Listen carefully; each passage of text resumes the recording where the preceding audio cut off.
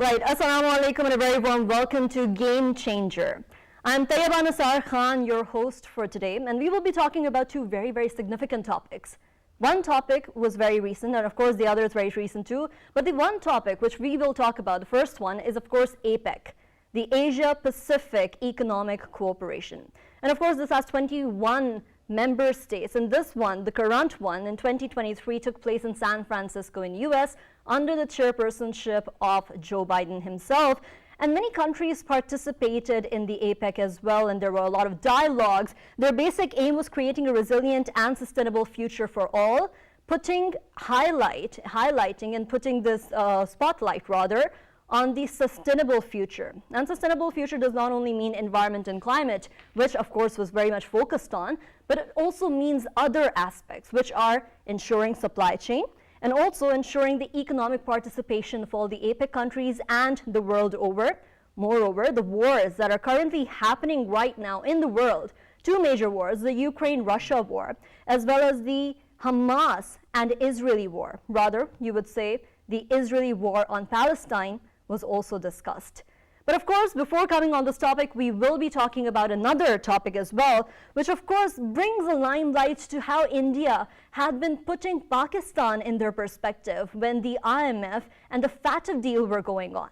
Of course, we know that India currently, a violent extremist group, collects funds through the organized networks according to the global financing watchdog FATF, and that was put under the highlight.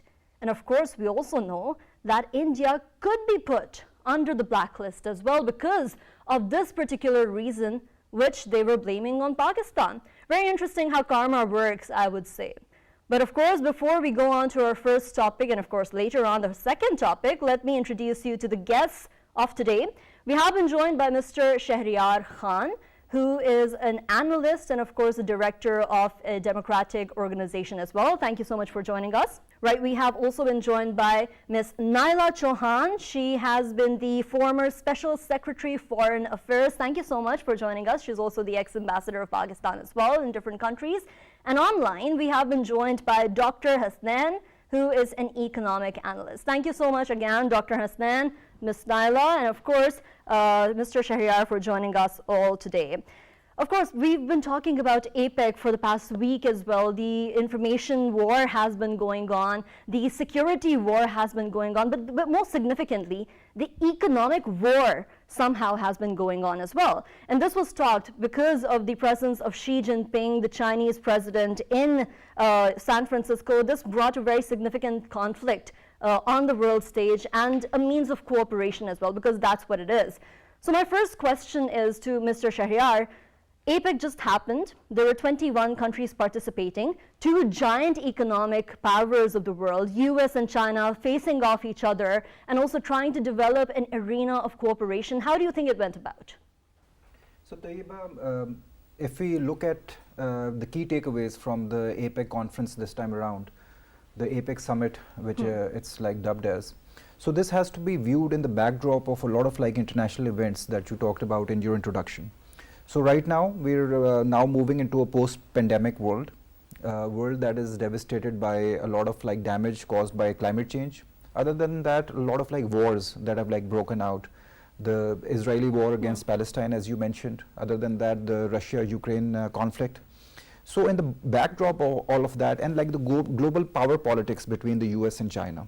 So if we view this summit from that lens, one of the most important key takeaways from this conference is the 4-hour-long meeting that took place between President Xi and President Biden.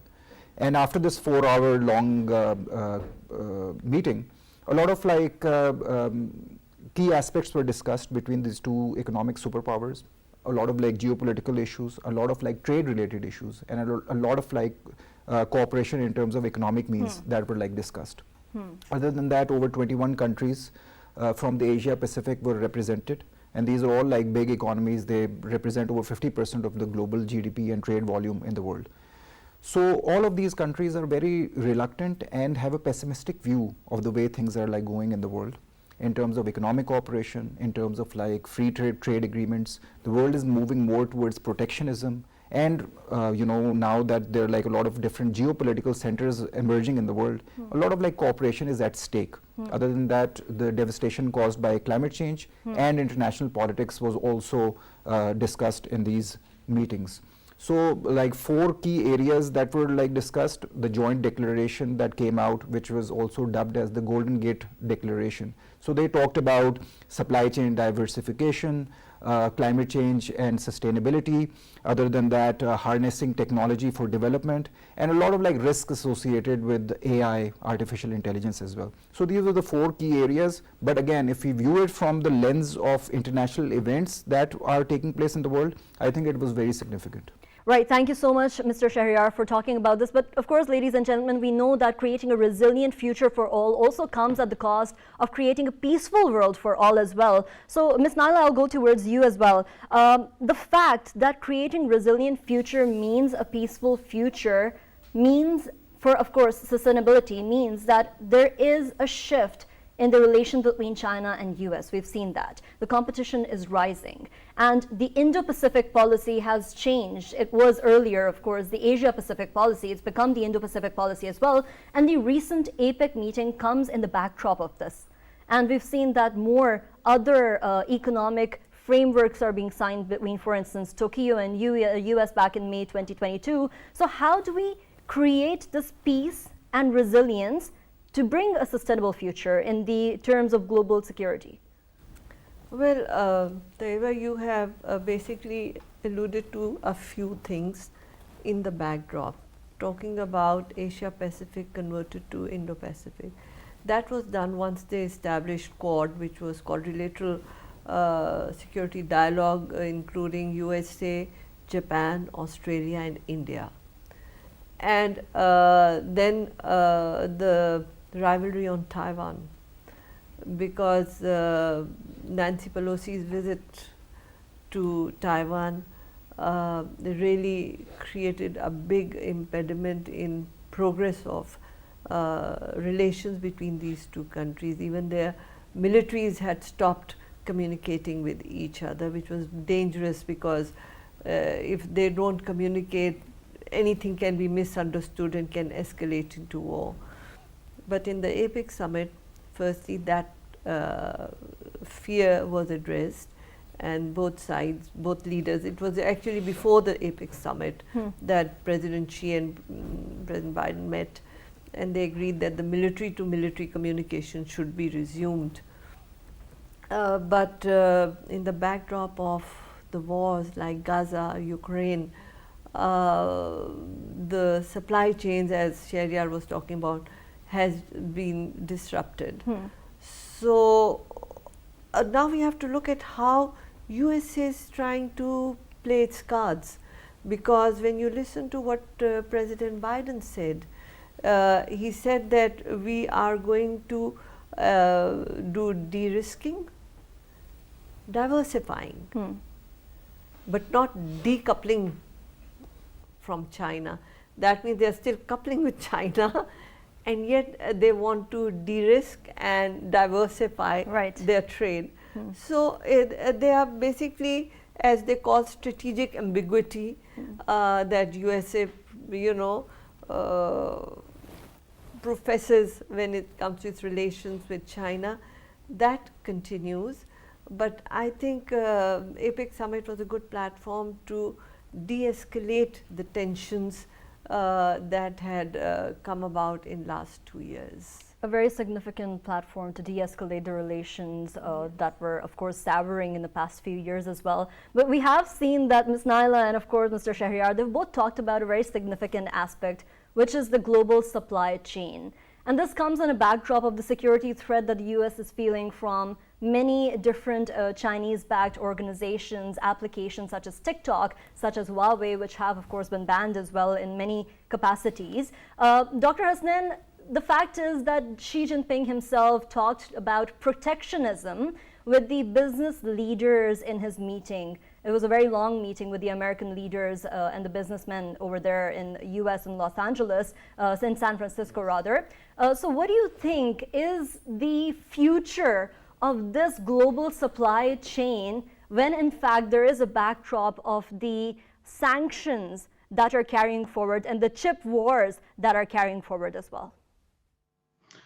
Yeah, before I answer the specific answer about the chip war, I just wanted to take you to the broader perspective of the APAC. So if I talk about the commitment to the APAC Putrajaya vision, the Putrajaya vision in 2040 was ensured for an open, dynamic, resilient, and peaceful Asia Pacific community by 2040. So this meant take action for the prosperity of all the people of the future generation, including through the implementation of the IOTA plan of the action, which we call it APA.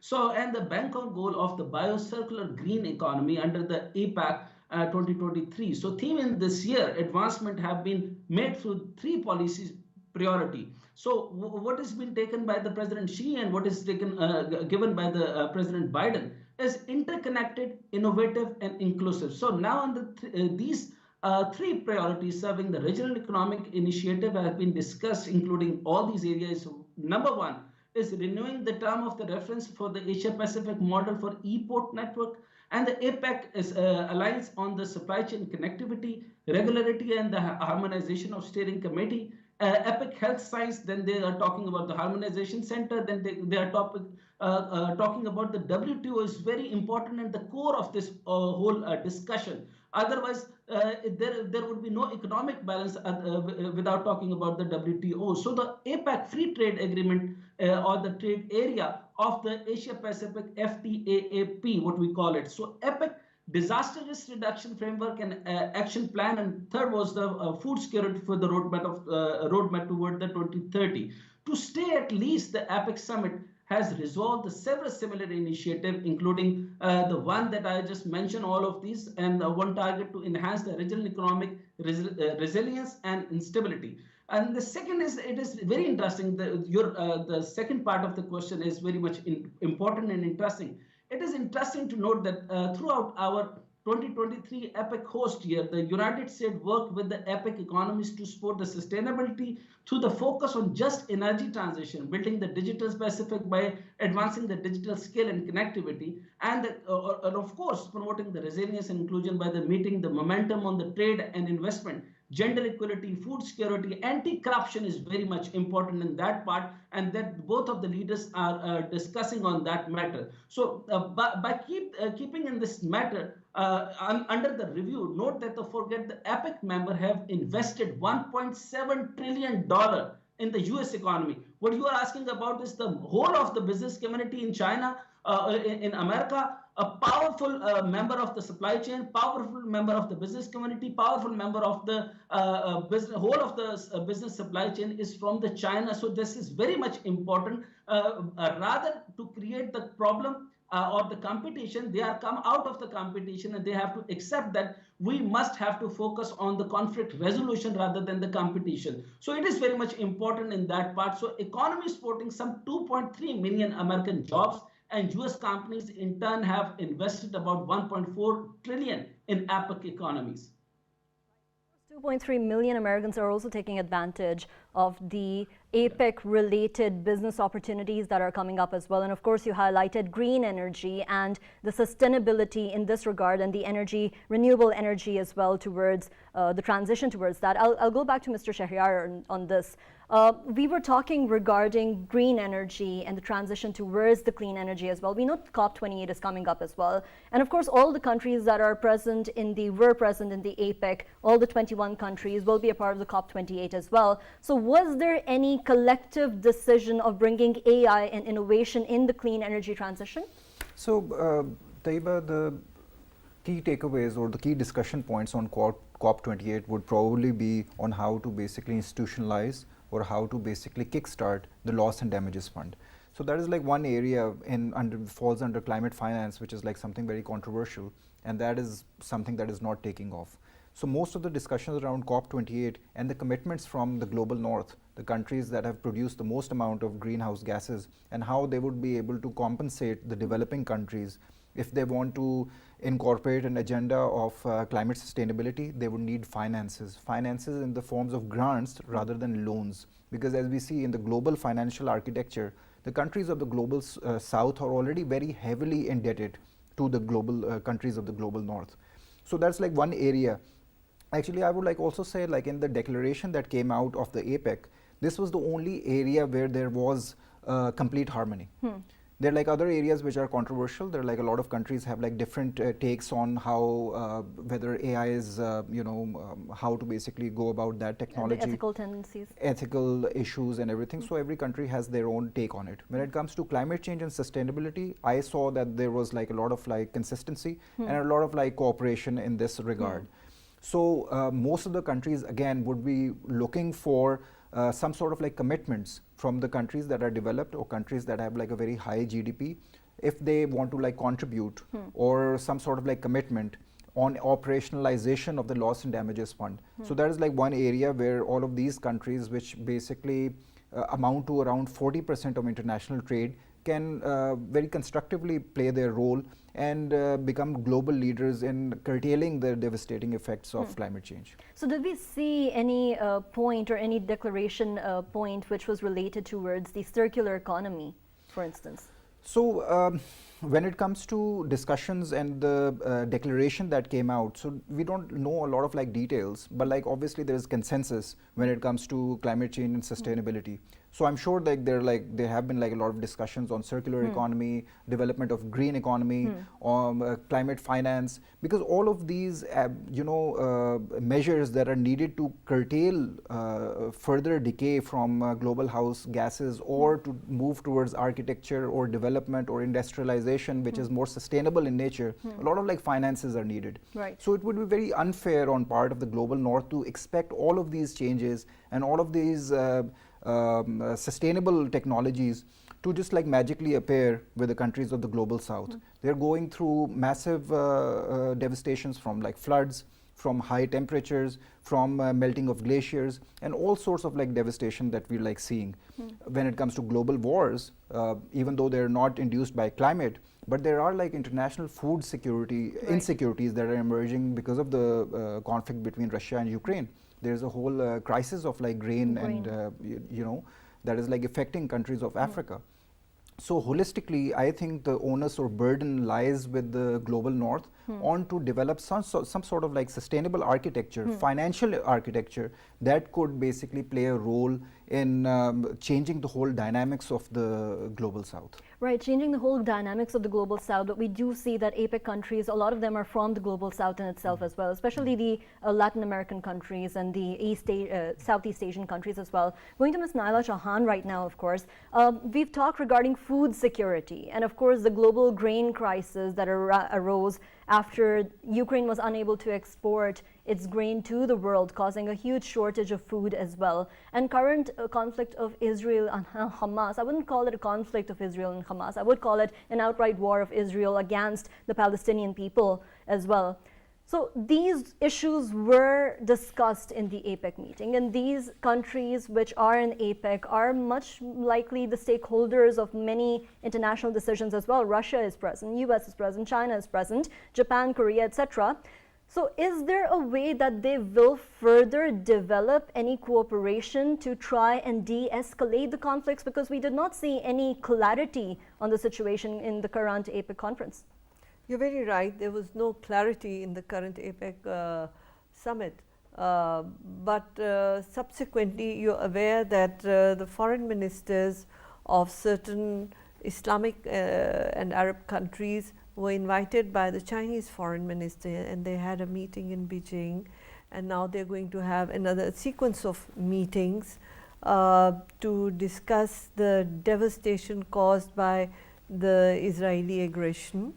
And I totally agree with you, we shouldn't call it Israeli-Hamas conflict. It is actually Israeli-Palestine war, where Israel is the perpetrator of devastation there. So it seems from the reports that President Biden did speak to President Xi Jinping about Iran also, because as you know, the Houthis are also active, and now so many players are coming into action. So if this war is a ceasefire doesn't take place and this war escalates, it will embroil many other countries which the world can ill afford. Right. So, the proactive diplomatic initiatives that China is taking are very important, and as you can see earlier on also, unthinkable was Saudi-Iran rapprochement, but they developed those, revived their relations. So, I am optimistic that with Chinese diplomacy, we may be able to bring a halt, a ceasefire to this aggression and help those people, because until you have peace, supply chains will continue to be disrupted, whether it's oil, whether it's wheat, whether it's any other thing. So, peace in the world is imperative for economic development. It can't be sustainable otherwise. Right, right. Ms. Naela, I also want to ask another question, which is very different from the current question, which is regarding Korea and Japan. There was a side meeting, there was an event in the university which happened, and both the presidents spoke over there as well. So we can see a budding cooperation between the two countries under the umbrella of US support. Do you see an effective role of both the countries' cooperation within APEC and of course in global economy? Definitely, because Japan is a very big economy itself, and this initiative is equally important when we are talking about South China Sea and Indo-Pacific. Peace there and economic development there will affect all of us.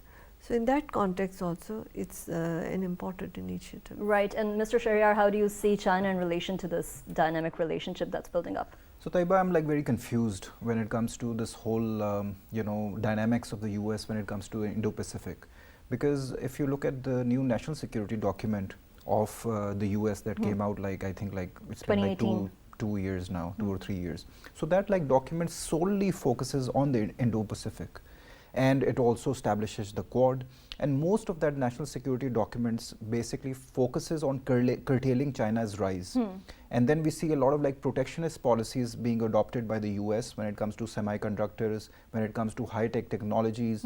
We saw a lot of like friction between Chinese companies and the US companies, the whole rollout of the 5G program, and a lot of like Western countries canceled their contracts with Huawei, with like the Chinese state-owned enterprises as well. So there's like a lot of like competition, or I would like say there's like a lot of like protectionism. So this like whole summit and the 4-hour long meeting between President Xi and President Joe Biden, focused on easing these tensions. And China, under the leadership of President Xi, also hosted a dinner for American business leaders as well.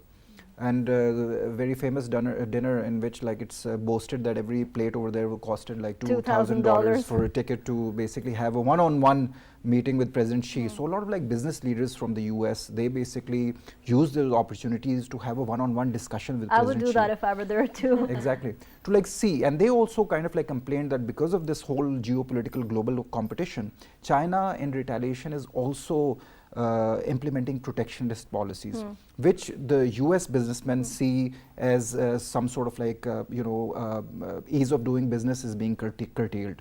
So that was like also China's way of easing the tensions between the businesses that are operating from the US and they're investing heavily in China, and trying to ease the global economic tensions. And another important statement that came out from President Joe Biden was that the world cannot afford the 2 largest economies being in consistent friction.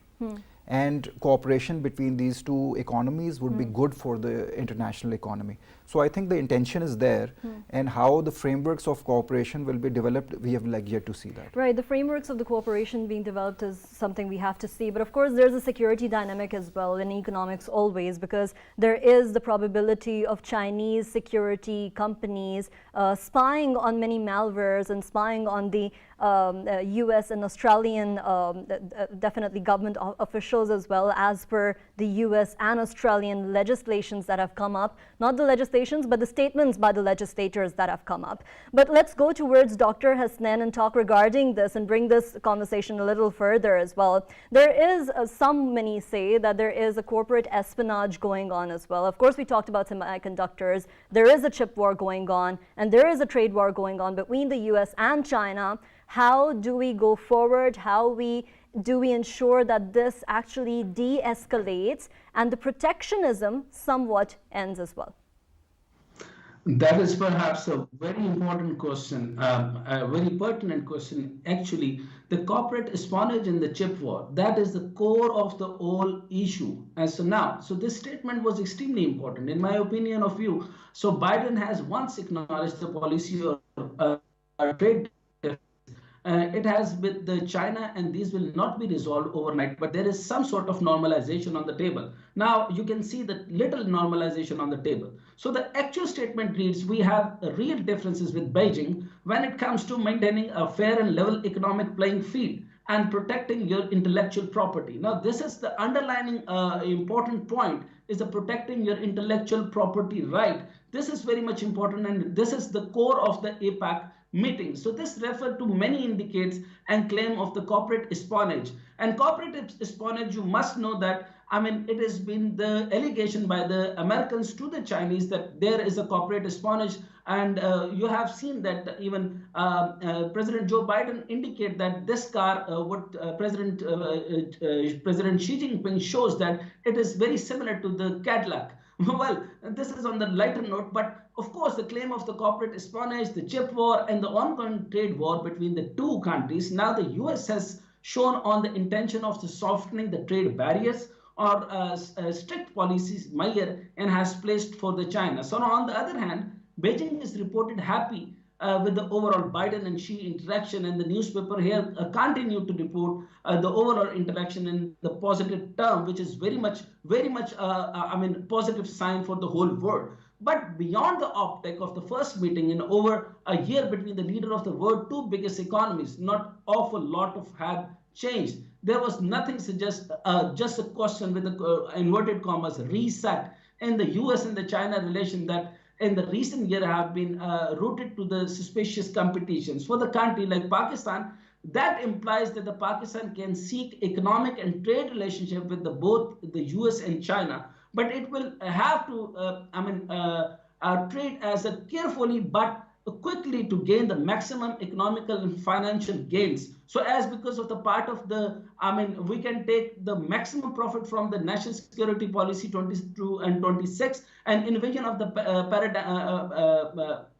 pragmatic shift from the geostrategy to geoeconomics. What we have, as Pakistan is coming from the geostrategy to geoeconomics, which has important implication for the maritime policy planning and Islamabad history of the maritime blindness, which a scholar attribute to Pakistan policymaker. Land-oriented impulse is also responsible for the lack of Pakistani participation in shaping the discourse. So now, the Pakistan Navy chief, the naval staff recently acknowledged a great focus on Pakistan maritime economy, which will lead the Pakistan vision on East Asia 2003, which seeks to invigorate with the South Asia through the ASEAN. And ASEAN is very much important, and the vision East Asia is very much important, and then the Indo-Pacific, which is the finding the increasing world acceptance. So moreover, if I talk about the total alliance, like I said previously, beyond the optics of meeting, that there was nothing to suggest reset, and there is a much, you can say the talk about the WTO.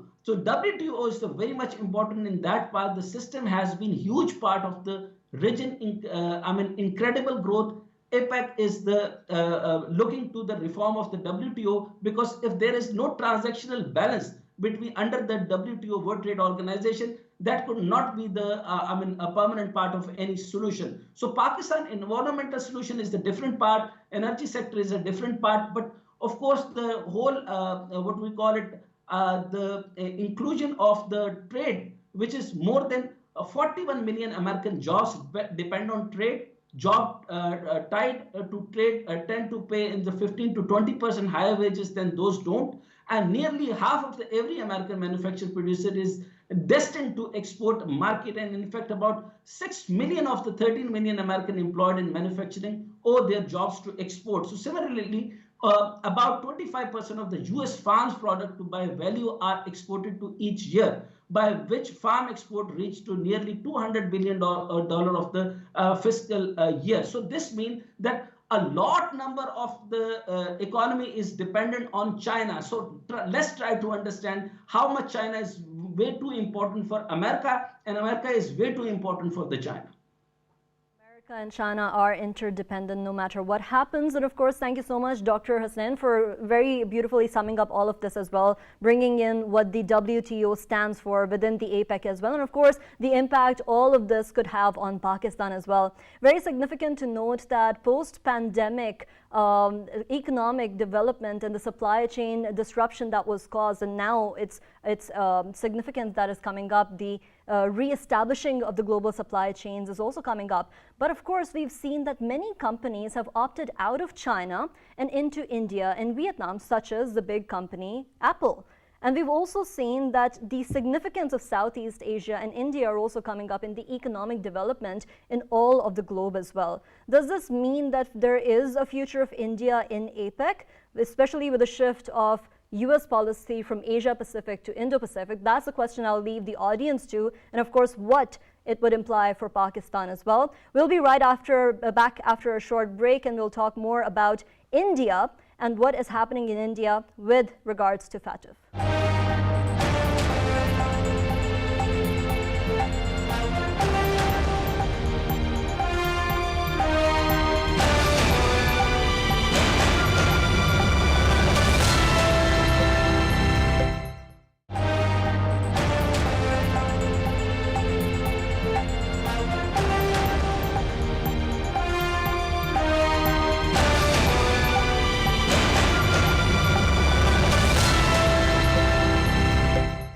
Right, welcome back. We are going to talk about India and FATF, of course. The violent extremist groups in India are contacting and collecting funds from the crime groups and organized networks as well, according to the new report by FATF. And this could bring India in the limelight of FATF's blacklist. And of course, India was bolstering about the development, which they called, and of course the regressive attitude of Pakistan in FATF as well, after Pakistan was placed in gray area. But we've seen how Pakistan came out of the gray area as well. But now India is in trouble. And of course, we can see karma playing at full over here as well. FATF, of course, will take address of all these crimes that are happening over there. Modi's government is under distress as well, because the upcoming elections in 2024 are, of course, going to be impacted by that as well in the performance of the RSS. But of course the BJP in fact as well. But let's go towards our analysts for further questions as well. How do we decode this latest FATF report regarding the violent crimes that of course are happening in the organized groups that are giving the funds to these violent crimes? So Taiba, this whole FATF review and the team that FATF is sending to India to basically gauge the financial frameworks of India. This is a long time coming, because there have been like a lot of like international reports that basically state that a lot of like bank accounts in India, over 43% of their GDP, they're informal. So there's like a lot of like lack of transparency when it comes to India's financial frameworks. Other than that, when Pakistan was under review, and when the FATF team basically came, they basically gave Pakistan 27 questions to answer.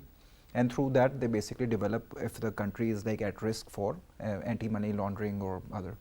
As comparison, they've like given India around 330 questions as compared to Pakistan's 27 questions. Right. And those recommendations that came out of these questions, Pakistan implemented all of them very efficiently, and they overhauled their whole financial framework according to, in line with the guidance of the FATF. Now this team is now going to India because there have been a lot of reports from international watchdog that basically look at terrorist organizations as well. There are a lot of extremist organizations in India have very strong linkages with political parties over there. When we were like growing up, we already knew there were like a lot of conspiracy theories, and you must be aware of that as well, that the extremist organizations in India have like very strong linkages with politicians. They have very strong linkages with their movie industry as well. there's a very vibrant gambling scene that like perpetuates in the city of Mumbai. There are like a lot of like connections between international gold smuggling and gold that is procured from a lot of like sources in Africa, South Africa, and also South America as well. Right. So a lot of like international gold trade, trade is not the right word, gold smuggling that takes place and perpetuates in the whole economy of India. So all of these loopholes in the economy that were long ignored, I think, now FATF has basically decided to send this team for a review to like check how the international financial system in India like operates. So this review had to happen in 2019. So it was postponed because of the whole COVID crisis, and now this will definitely be taking place, and I think like India's financial system will be in a very consistent like magnifying glass of the committee. Ms. Naela, we've seen that India was meant to be the rising global power. Many predicted that by 2030, India would be one of the top global powers in terms of economy. So let's talk about how the smuggling and the mafias and the gambling, of course, is coming up, and anti-corruption is coming up, and it's being taken notice by the international community as well. 10 million worth of gold smuggling is happening, as of course mentioned by Mr. Shahryar as well. But of course, 330 questions. How and will rather India be able to fulfill these questions, and how will they be able to do so? Well, that is for India to worry about, but you can see that 43% of India's GDP is through informal economy. And if you look at their reserves, about $4.2 trillion have been placed there out of illegally. So, but you must keep in mind that India is 5 times Pakistan's size. It is a large economy, and the vested interests in the West have always been trying to promote India as a big power, trying to bring it as a counter to China. But there is no match. And this FATF report is really bringing that reality check. How far can India rise up to that competition that US is talking about, and like we were earlier on speaking about, you know, the Indo-Pacific politics and the Quad, and how they are trying to curtail China. They cannot curtail China. It is unrealistic because they themselves are facing problem, and India definitely doesn't have that material to be a global power. It's just being built for a certain interest, certain design. If you remember, Tayyiba, when last Commonwealth Games were held in India, they were disappointed. Even there were no bathrooms for the athletes, and they were trying to compete with you know, the Beijing Olympics. There was no comparison, and yet the world tends to forget the reality of India and tries to, you know, magnify it, glorify it. But the FATF report they had been postponing it, but now, and it has come at a very critical point because India is now going into elections. And Modi government has been implicated in financing terrorist activities across the world. Yes. We had always been saying that they are funding terrorist activities in Pakistan and Canada recently. But this Canada event, and then other activities also, the Sikh, how they are you know, active now, what's happening in Kashmir, what's happening in all over, you know, India has many issues to deal with, but this is a very delicate moment for India because they are going into elections. So it's a big blow to, I think, the Modi government. Right, it's a big blow to the Modi government, and of course he has been linked with many terrorist activities, of course, indirectly as well, many smuggling and corruption activities as well. We saw the Adani case. We currently saw the allegations by Canada on India as well regarding Narjit Singh.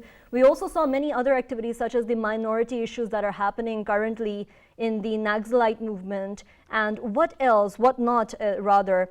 There's so many things coming up during the election process which will happen in 2024. Dr. Hasnain, how significant is this illegal review, of course, the illegal actions of India that have come under the review of FATF, how significant it is for the elections of BJP and, of course, Modi himself? To be honest, it will not affect any more on this matter, because the whole world knows already. I mean, that is, the informal economy is more than 43%. Believe in me, it is more than 70% of the informal economy. And how the Indian Cricket Board has been run all by the gambling and everything, which has been discussed. But the key finding of the FATF report against India is very much interesting. If you allow me. So the violent extremist organization under the investigation in the India collected fund through well-structured networks. So well-structured networks mean it has been noticed that the India is a well-structured network in the whole of this area. So including offline and online fundraising mechanism, such as circulating QR codes and account details, and lease report by the Financial Action Task Force has started. So the source is also said that the Rashtriya Swayamsevak Sangh, what we call it RSS. I'm a little, I have difficulty to Swayamsevak Sangh, so RSS, which is directly controlled by the Modi government, is spreading violence and terrorists around the world. So the source also said that the Modi government get money from the illegal business to give to the terrorist group. And source also says the Mumbai, India has become the country's biggest gaming city. So they also say that India is the leader in the money laundering and smuggling, drug trafficking, human trafficking, and having an unofficial business account. So India GDP is made up of the 43, which I already told you, it is more than 70% of the informal account. And the report says that more than the $4.2 trillion in the India's reserve have been illegally gained. So this is very much crucial and the focus and the alarming area. So India is the fourth most unorganized economy in the world. According to the new study, this non-traditional area is one way of that Modi government support terrorism around the world, not just in India. So India is also involved in the smuggles the most gold, and it was caught in the France that an India group was moving money and 10 million euros were taken back from the India money laundering network there. So this is very much important, as they have smuggled the gold and the 10 million euros of the euros from through the money laundering. So over 228.42 billion Indian rupee were laundered in ABG shipyard bank fraud, and 2 billion Indian rupees were laundered in the Punjab National Bank scam. So increase or rate of the smuggling, money laundering and terrorism in India will prove very serious for the entire region. So what you are asking is that whatever the source says, that the dot of the real estate fraud, smuggling, money laundering in India can be connected with the terrorism around the world. But your question is very much valid. Let me answer this, that all thing is providing a very beneficial funding to the all political parties of the India. So Modi getting much benefits out of it, and they're giving the much benefit to its business, quorum. So there is no chance that Modi can be damaged by any of the any in the election time. So in my opinion, he will not get any dent in elections. Get any dent, which is a big question mark towards the morality and ethics of India in itself and the population of India, bringing out the same leader who, of course, has been accused of terrorism and smuggling and money laundering as well, brings the question mark. Thank you so much for joining us, Dr. Hasnain. Shahryar, thank you so much for joining us, Ms. Naela Chohan as well. Of course, this topic was talking about how the 43% of GDP of India was coming through money laundering, through corruption, through laundering, and all the illegal transfer of money towards terrorist activities as well, which has finally come under limelight of the FATF review report as well. 330 questions. And this also shows us how the connection between big conglomerates such as the Adani Group and Modi have been actually perpetrating violence against many minorities communities in India as well. That's a question mark that many people, such as the World Economic Forum, were saying that India is projected to have more than $1 trillion economy by 2030. Is that the case? If this review continues, will we see India's rise in economy, especially with the question marks of money laundering and smuggling, and of course, the financing towards terrorism? That's another question I'd leave to the audience. Thank you so much for joining us, our esteemed guests, and thank you so much for watching us, the audience. And of course, do think about these questions, do think about what is happening in the world around you, and of course, how it implicates to Pakistan. Thank you for watching us. Take care. Allah Hafiz.